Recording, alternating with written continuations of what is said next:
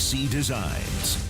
We've only got 3 more days left in meteorological summer, but it certainly is not starting to feel like fall just yet. Still very warm and very muggy out there across Jacksonville and really most of the First Coast this evening. Temperatures in the mid 80s, still feels like mid to even upper 90s out there tonight. So if you are planning on maybe pulling an all-nighter out there, you might want to rethink that. It is not going to be cooling off anytime soon. Overnight temperatures only down into the mid, even upper 70s, especially along some of our more coastal areas. And then we quickly warm right back up tomorrow. Upper 80s by 10:30, 11 a.m. tomorrow. We will see a few isolated showers and downpours pretty much from noon up until about 3 to 4 p.m., especially for the I-95 corridor and much of Duval, St. Johns, and Nassau counties.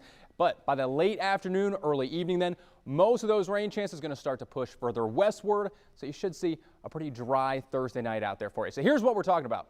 East Coast sea breeze, that easterly flow has been the dominant one here for much of this week. That will continue for both your Thursday and your Friday. So 1 p.m. tomorrow, again, isolated storms or just real quick downpours along that sea breeze. And then by 3, 4, 5 o'clock even, they're well west of Highway 301 and really closer to about the I-75 corridor, and a very, very similar story on Friday as well. So if you have any evening plans here over the next 2 days, you should be all right. We are not expecting any washouts, maybe just enough to water your flower beds or your grass out there here the next couple afternoons. So Friday and tomorrow, temperatures going to be in the low 90s.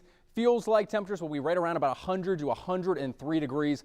Good news is, though, once that sea breeze rolls on in, it should feel pretty nice. And we got a great night for some more high school football. This week's game of the week, Ponte Vedra Sharks at Bartram Trail Bears. Kickoff at 7 o'clock. Certainly will be pretty warm at kickoff. Temperatures going to be in the mid 80s before gradually cooling off then down into the upper 70s by the fourth quarter.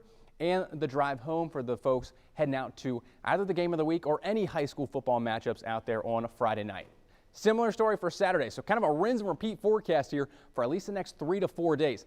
Isolated afternoon showers, temperatures staying in the low 90s. So if you do have Labor Day weekend plans outdoors, you might have to dodge 1 or 2 showers, but overall, we're really not all that concerned. And we certainly aren't about any tropical impacts here on the First Coast. There is a very weak tropical wave, but we are not expecting this to develop for the holiday weekend. So no concerns or issues with that. Now, next big thing is really just going to be our next cold front on the way. It's certainly going to be feeling like fall by the weekend across much of the Great Lakes and the Northeast as this cold front blasts on through.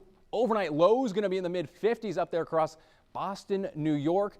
Unfortunately, we're not going to be seeing any really of the cooler weather per se. We're going to get a ton of tropical moisture to surge up towards the First Coast by Labor Day, Tuesday, Wednesday, as that front slowly shifts further to the south.